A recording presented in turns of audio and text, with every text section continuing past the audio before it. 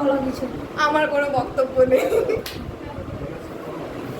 বলো না। পলাশের জন্মদিনে আমরা কেক কাটলাম, তবে ঠিক আছে সবই, আর পলাশ যেমন খুশি খুশি মনে হচ্ছে না।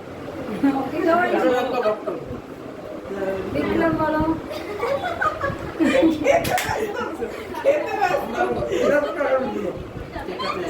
তোমার হ্যাপি বার্থডে, আর একটু বড় করে